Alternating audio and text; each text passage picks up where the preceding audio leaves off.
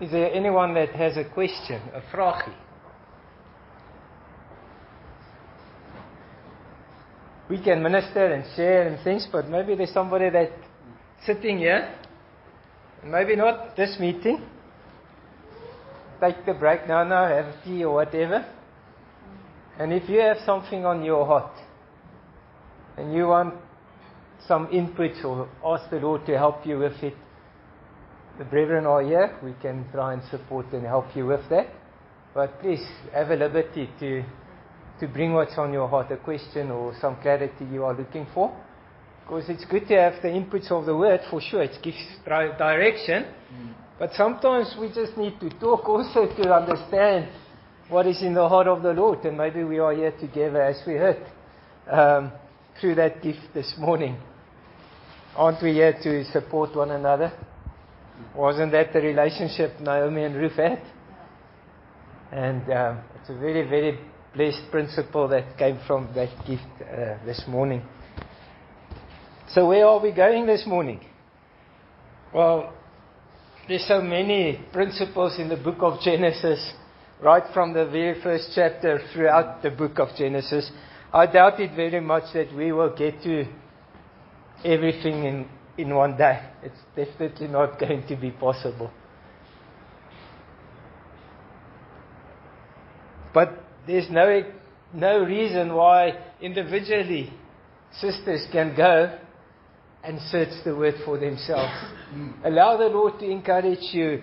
Look at the stories from Genesis. About all of the names we wrote down last night came from Genesis, apart from the last one. And every one of those ladies had a vital part in the work of God.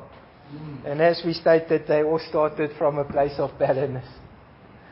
Now, is that coincidence? Or was it by design? You know, it seems like there are some people, if you look at the Bible scriptures, that for some it was easy. Leah just had lots of kids. Yeah. But Rachel? You see, for some it came easy, but for others it wasn't easy. Now you can decide in which category you fall this morning. I think I know. But the truth is, was it by design? And was the fact that it wasn't going to be easy a reason to say, well, then it's not meant for me? And so, I'll just be one of those that's just part of the group and part of the crowd. But there was something about Ruth, wasn't it? That wasn't willing just to accept easy or difficulty. Something in Ruth's heart was about saying, I am not going to be content to go back to where my life is. Because God had put something in her heart and she saw something. And because she had seen something, although it was a far away, she made a decision. And sisters, today, something, you may have just had a glimpse of the calling and purpose of God. Something that may be quite a far way off. But it is enough to have made the decision in your heart. To say, I want to follow the Lord. And I pray that's real for you today. There's many things. There's a depth that God wants to bring into our lives and an understanding. We will never do it in a year or two. But it's a journey. It's a journey.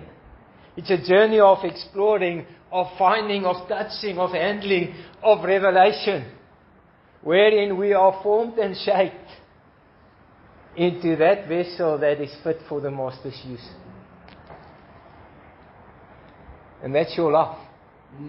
The Bible puts it in a beautiful way.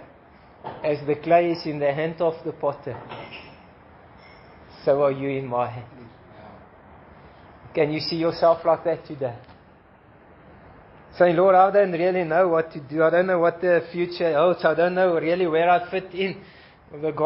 One thing is we may not know, but He knows. and that's all we need.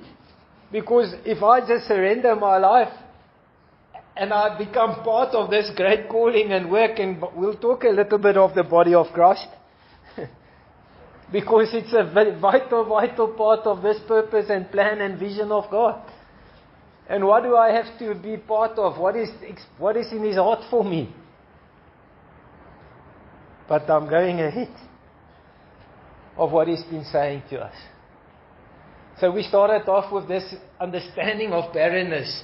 We started this morning to say, was it easy? Not for those women that we named. It wasn't easy for them. Not one of them it was easy for them. Now I asked the question, was it by design? Or was it something that God purposefully allowed? Now let's read Genesis chapter 1. And we read from the first lady that was made. The first woman. And something very interesting occurs here. I said chapter 1. I'm deceiving you, it's chapter 3. We know that Adam and Eve were created. We know that sin had entered in. Eve had fallen. And now she suddenly has no more purpose. Not true. It never changed what the design and purpose of God was. Now, did He make men and women different? Just by design. While you were saying that, Drew. You started it this morning. Are we all the same? No, I think when you start physically, there's quite a few differences. And there's a reason for it.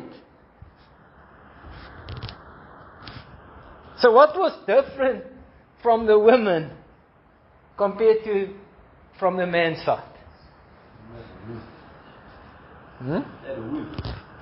Very, very true. You're going straight to the answer. She had an ability that Adam didn't have.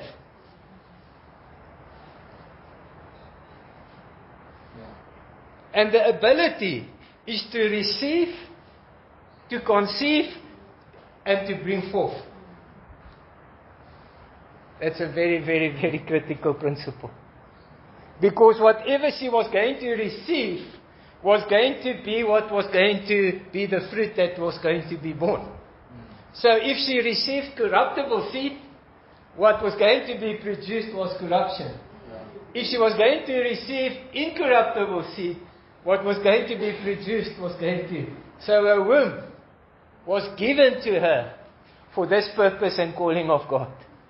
Now you ask me, what is the purpose and the value of a sister? You have the ability to receive and to produce. Either to His glory or not. It's very simple. But then God goes further and He gives an honor to women. I don't think we've understood the depth of the statement. I can tell you that, sisters. And I'm saying that for myself. The brethren can speak for themselves. But He says something to this woman after they have fallen in chapter 3 in verse 15. And He turns to the woman.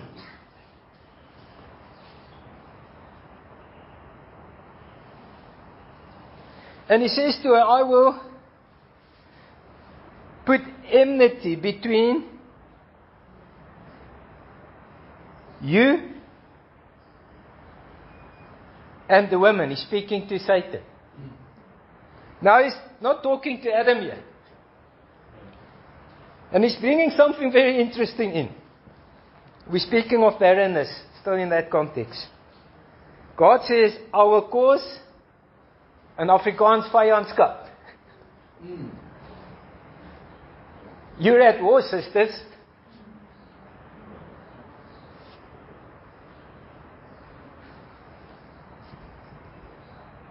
And He takes it further.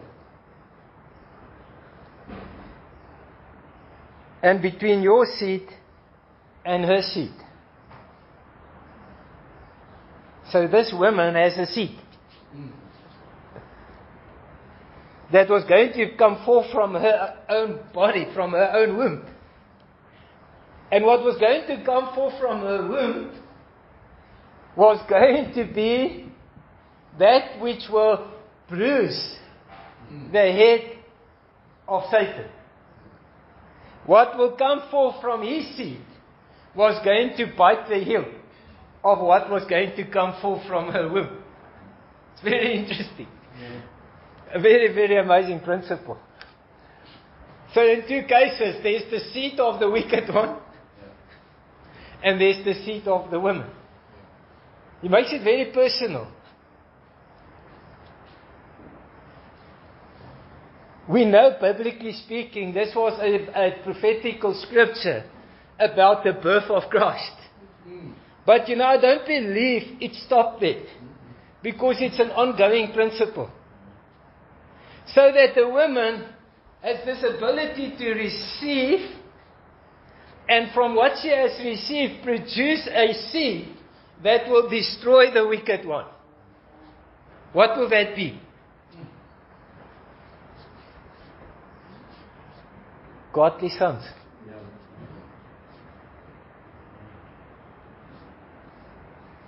Now, sisters, that speaks about fruit, and it's not talking of giving birth. It speaks about a fruit that can be born from a godly sister's life, that will produce fruit that will destroy the seed of the wicked one. How much power is that? And yet we haven't grasped that principle. But I'm just a little lady. I'm just part of the fellowship. The brethren has the ministry. And they do have the ministry for a specific purpose. We'll have to come to this understanding when we go into the scripture. And he goes into the next verse. I don't want to go ahead. Let's read further. In verse 16. And unto the women he said, I will greatly multiply thy sorrow and thy conception. In sorrow shalt thou bring forth children, and thy desire shall be unto thy husband, and he shall rule over thee. What an amazing verse. I want to focus on the first two sentences we read there. Unto the women he says, I will in sorrow cause you to conceive. Conception will come through hurt, through sorrow, through difficulty. And the producing of fruit will come through sorrow. That speaks about difficulty.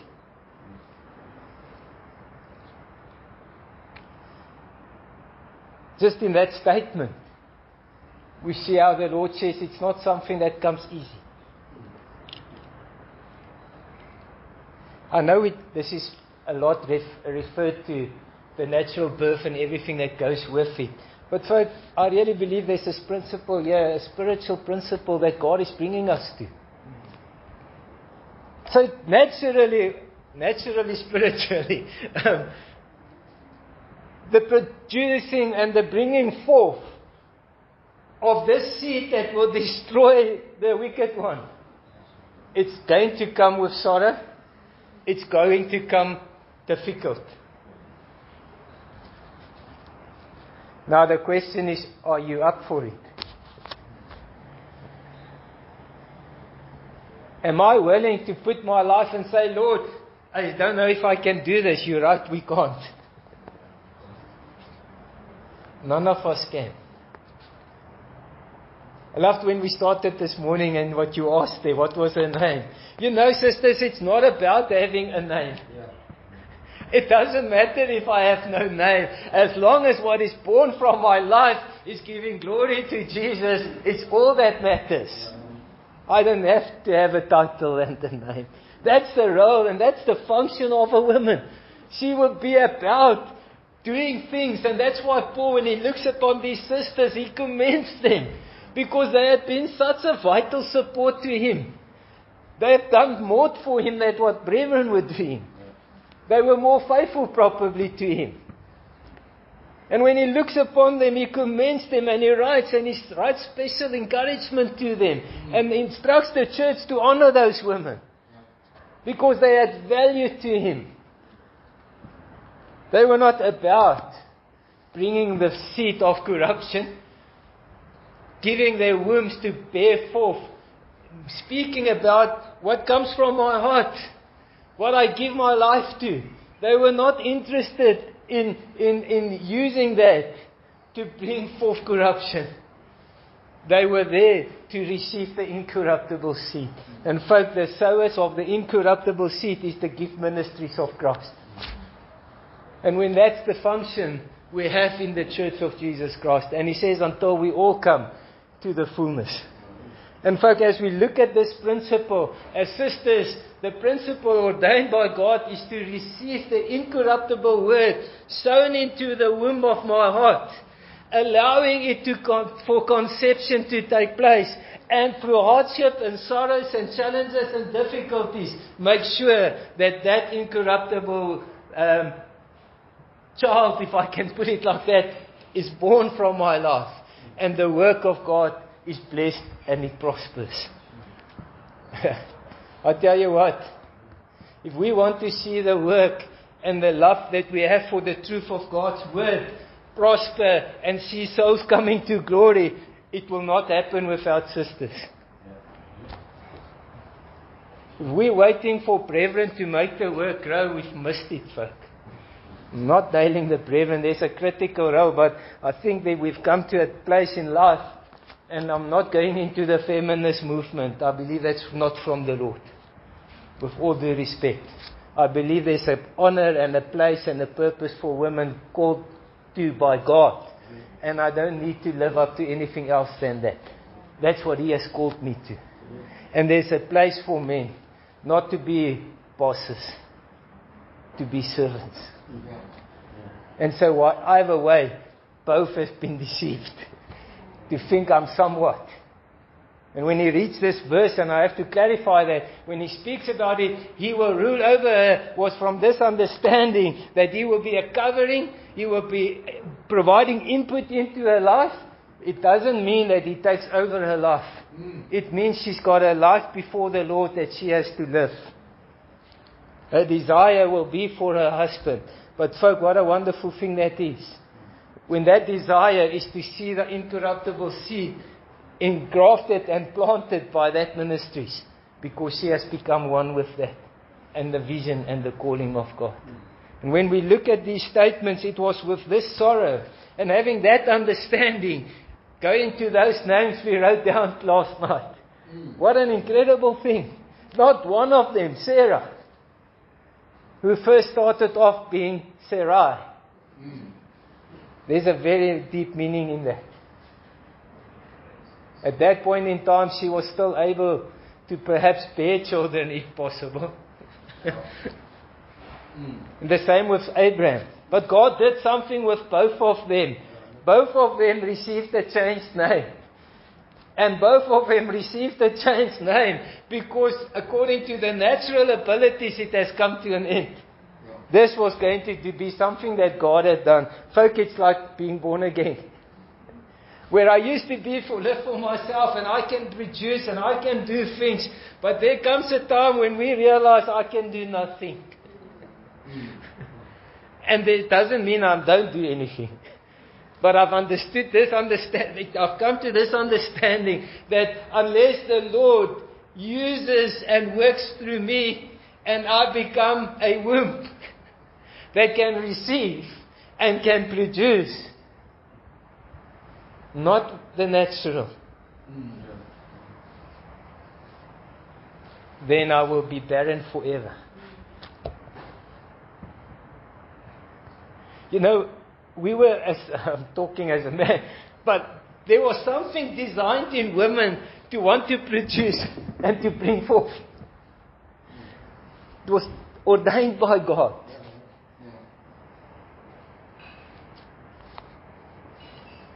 You only need to spend time with those that naturally has an inability and see the longing and the desire in them. In fact, that's something God had put there. And I really don't believe it was just for the natural. What is the desire? I asked you last night, what is your purpose? What is your value? I believe God is showing it to us. Your value in being available, in being a womb that will receive from the Lord and then bring forth from your life whatever is born from that spiritual input into your life. The body of Christ needs that.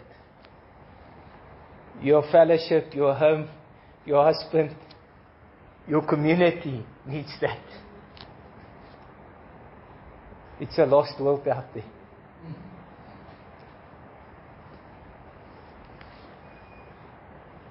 And it was from that understanding when you start and you go to the book of 1 Samuel, and that's what I say, when the Lord speaks the way that He does through gifts, we don't really need to say much.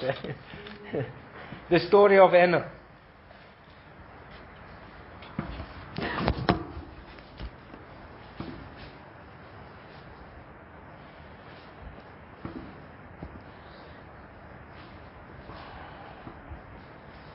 Chapter 1 in the end of verse 2 says, and Hannah had no children. This man went out of the city yearly to worship. They were very spiritual people. They were very committed. Hannah always went with. You can see this. This was a family that wanted to serve God. But Hannah, she had a little problem. She was barren. So she went with her husband to church every year. She went every year religiously. That's what they did. But even her husband being with her and seeing her need in his best efforts to try and love his wife, he tried to give her things. And sisters, I don't need to tell this to you. You know this. We as men are sometimes a bit slow. Because we don't understand you so well. You know, this differences is quite different. And so, they want to do good. Because they love you. And they care about you. They just don't know how. And so what he thought was, if I can try and I love my wife. I love Anna, he says. What I can do, I can't change a womb. Instead of pointing her to say, no, there is somebody that can do something for you. That's what he should be doing. But he doesn't. What does he do? He gives her more. So he gave his other wife some, and to her he gives a bigger portion. Because he thought in his heart, if I can give her more, it will try and lighten this burden that she has. But folk tell me, is that going to work? It's like putting a plaster on something, but the hurt is still there. We're going to talk about that hurt in the next person we will read from. And so he tried to do good, but it didn't change anything in her life, did it? Could you do anything? So what it tells me is I can't look to my husband. Because he's your husband here, but you have a husband in heaven. Yeah. And your relationship is with the person of Jesus Christ. And as she came to this understanding that there's not much she could do, and he came and he gave her a worthy portion and he tried to, but it just expressed how much he didn't understood the need that was in her heart. But God understood that need.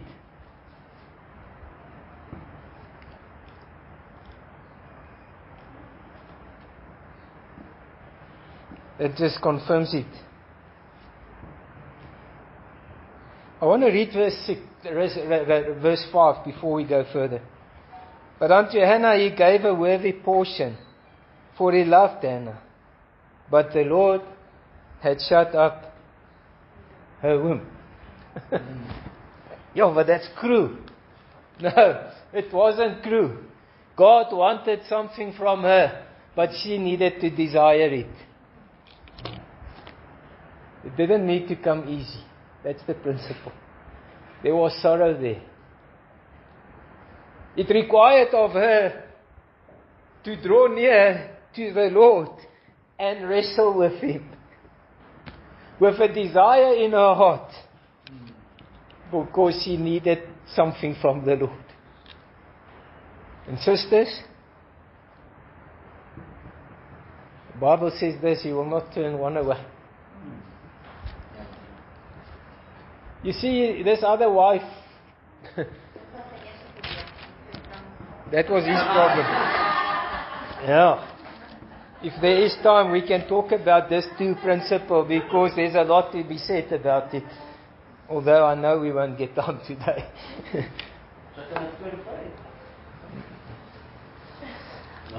I'm not going to answer you. You ask Laura if she said. But what happens here? And this is the thing, but the Lord. He loves his wife, but the Lord. It wasn't going to be easy. And even having received from the Lord, it was still not going to be easy. Because she had to take what the Lord had given and gave it back to Him. Yeah. She couldn't lay hold of it to say, this is now mine. No, sisters, what's born of yours belongs to God. And unless that's the willingness of your heart, you will remain barren. Because God will not share His glory with men. It belongs to Him. The fruit that is born from our lives is for His glory. And when we come, and she came with that understanding, Hannah wrestled with the Lord. She was broken. Her adversary came and didn't make her forget. That's what verse 5 says. And that just gripped my heart. She provoked her. What are the things in your heart that's whispering to you every day, provoking you, poking the finger where it hurts? You know. Your husband may not know. Maybe it. Yeah. Where she poked, and she wouldn't let her rest. She wouldn't get away from it. There was a constant reminder of how unfruitful she was. How, I don't know, this just gripped my heart when I saw that. But even that brought a determination in her heart. And sister, sometimes there's these things.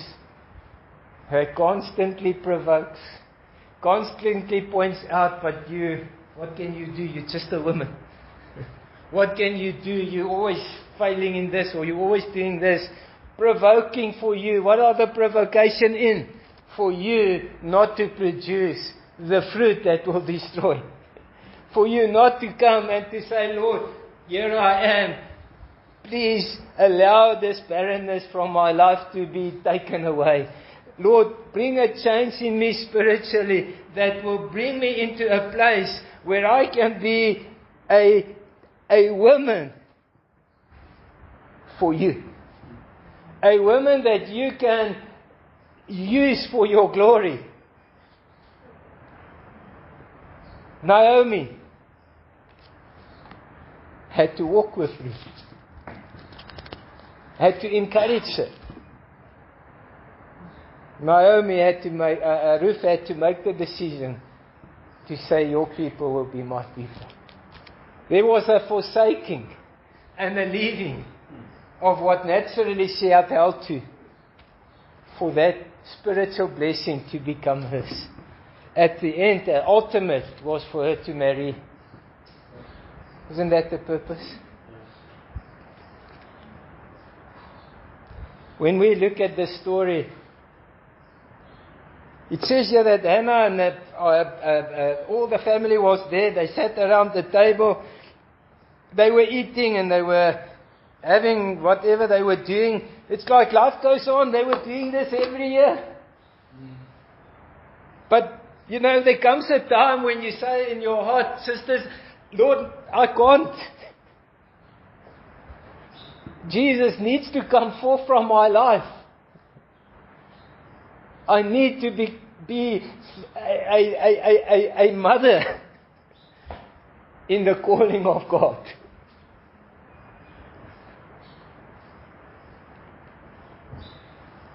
In fact, there are many blessings in that principle of being a mother.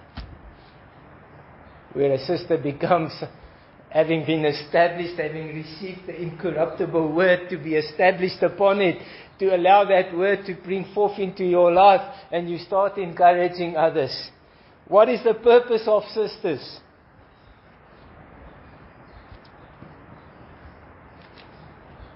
We don't often see how much we can be used.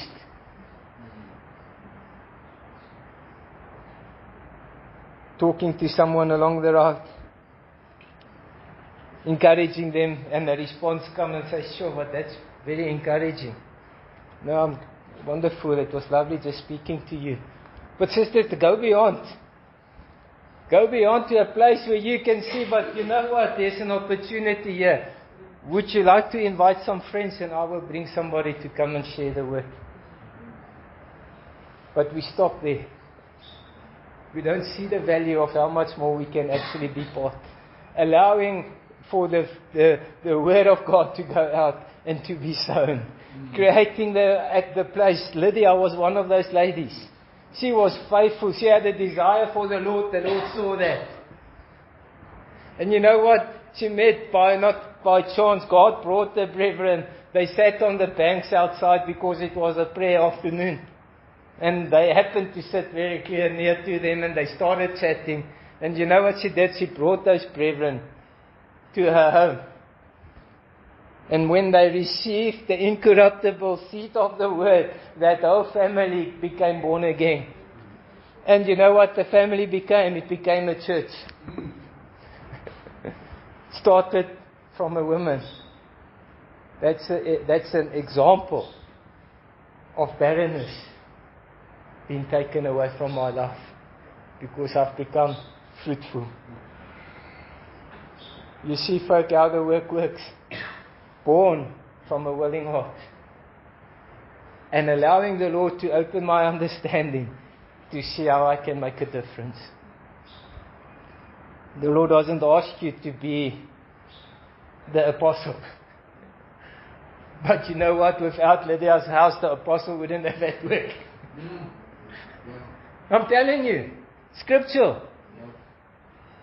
The apostles come, and I'm using a ministry. They come into the homes. They not necessarily brought those people together. That's why we work together. Somebody worked in their calling, and others came in and worked in their calling. That's how the body of Christ grows. So you can't just say it is their work. It's not, it's your work. And it's my work. And it's every one of our works. That's what a body is about. It's like saying my house is about the husband. The rest doesn't matter. It's not true. There's a union between the husband and the wife that makes a home. And makes the children godly children. And makes it a home where the Lord comes and says, there's the Lord being served. Folk, it's nothing different. Different from the church. Because there's a function and a role that each party plays. And when you look at the story, Hannah comes, she worships the Lord. They eat in verse 8. She doesn't eat. She leaves immediately after they were attended to. She did what was necessary, a good wife. Everybody was fed, but the longing in her heart wasn't gone. You know what she does? They were eating. I wonder if they ever noticed. They probably didn't even notice. Oh, Hannah's just still a bit troubled. You know, she can't have children. That must have been the common theme. Every year we do the same thing. And every year she's reminded. And there's this provocation all the time. But this year it was different for her. And I prayed, not this year, maybe this year, will be different, sisters. You come from homes, but you come from a fellowship. There's work to be done. And what happens to her, she feeds, she attends to the needs. And then she draws aside. That's a beautiful thing about sisters. She draws aside to where she's alone with the Lord Jesus. Because she knew, my husband can't do this for me. And she sat with the Lord and she goes, you know what she does? It speaks about her heart. She goes into the temple and she speaks, but she doesn't speak aloud. No words are heard. Her lips moved. It's not how loud and how vocal I am that matters. It's the heart that matters.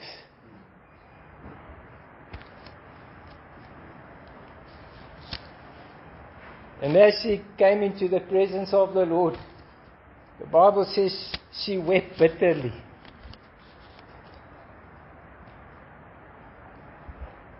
Eli looks on her and says, hey, but you're drunk. What's wrong with you? Very insensitive. And she says, Lord, I haven't touched wine because there's a separation that is in my heart. I haven't touched drink because I'm meaning business with God. I have separated myself. Truth? That shows a sincerity in my heart. I have withdrawn, I've withheld, I haven't even eaten with them. And she came into that place and she prayed.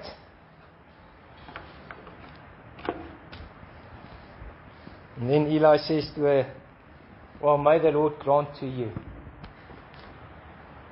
the desire of your heart. You know what happens to her? She leaves from there and she goes to the table and she eats.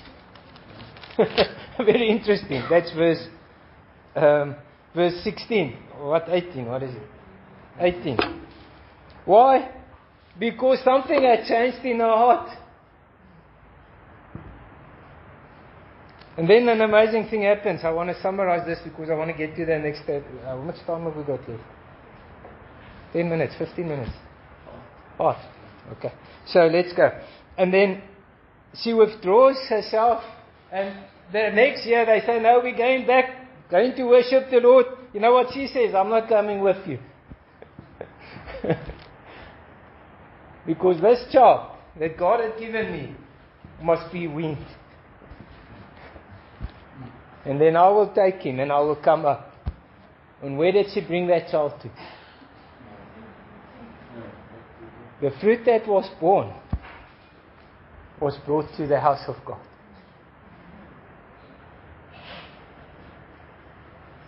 And one of the greatest prophets was raised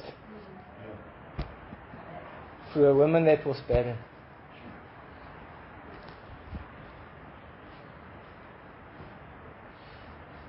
And she came and said, Lord, I'm summarizing.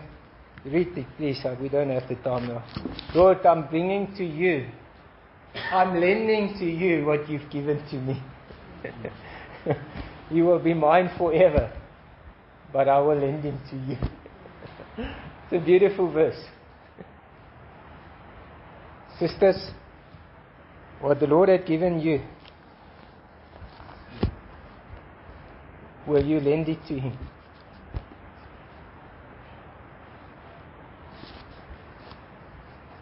Let's turn to the book of Genesis chapter 29.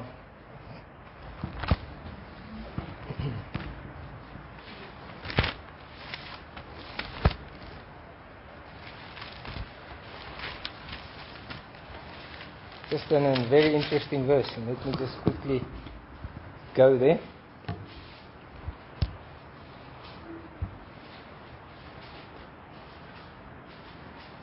In Genesis 29, we read there in verse 31, when the Lord saw that Leah was hated, he opened her womb. But Rachel's womb was barren. Rachel was barren. Doesn't mean that he didn't love Rachel. Chapter 30, verse 1. When Rachel saw that she bare Jacob no children. Such a similar picture. Yeah, we don't have time, let's go. Rachel envied her sister and said unto Jacob, Give me children, or I will die.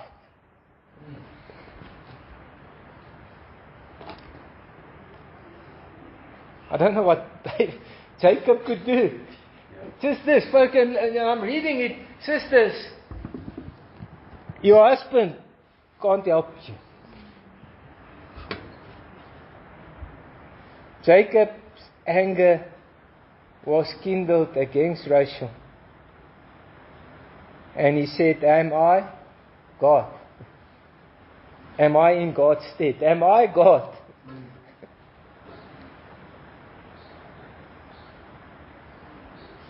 Who have withheld from thee fruit from thy womb?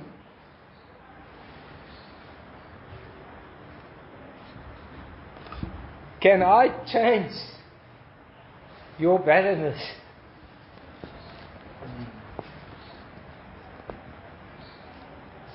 And sometimes the frustration in our hearts goes towards the other person in my life.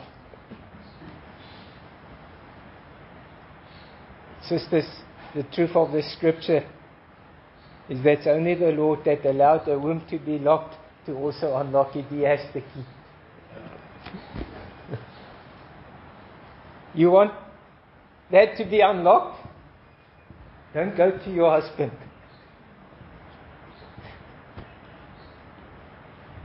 Go to the one that saved you.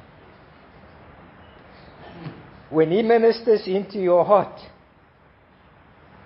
you will receive and you will bring forth. And that, together with the ministry of your husband, will be to the glory of His calling and purposes. The church will benefit. The work will grow. Sinners will turn to salvation. Broken hearts will be mended. That's fruit. You know what she does? You see this pattern. Just read it. She says, no, listen, you asked to wash. Jacob, there's my servant. I can't do it. You have kids with her and it will be my children. But that's like second best, isn't it?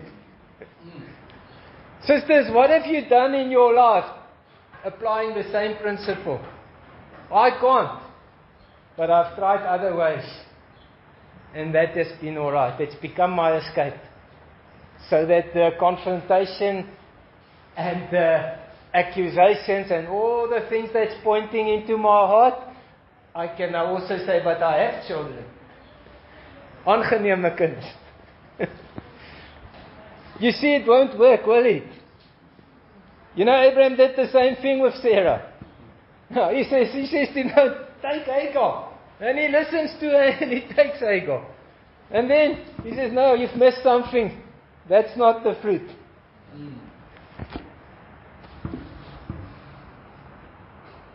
And then there's the last verse before we close.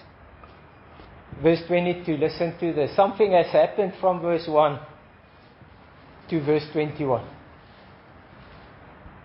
The same Lord that locked the womb.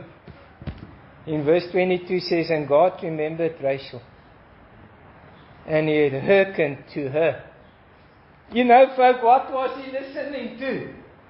Although she had these children with the servant, it did not satisfy the need in her heart. She covered, it was just covering it up.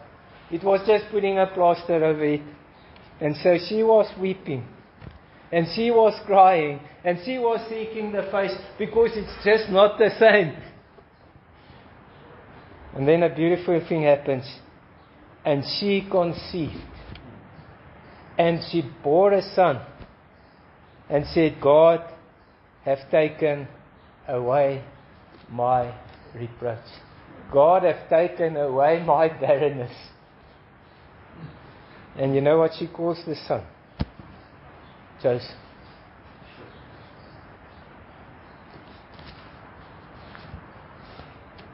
Because God hath added. I pray this morning we're going to the other meetings and we're just setting a bit of a direction. Sisters, when you draw to the Lord and you mean business with Him, you open your heart to Him, He will take, because within you is the womb. It just needs to be unlocked. It's a simple thing. It's there. He needs to unlock it. Will you go to the one with the keys today? And say, Lord Jesus, here I am. Please unlock. And born from her love was Joseph. There was this beautiful song we recently came across, from the pit to the palace.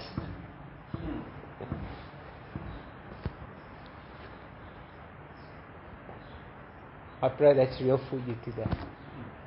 Whatever the pit is in your life this morning, you've dug it and you've been in it for a while.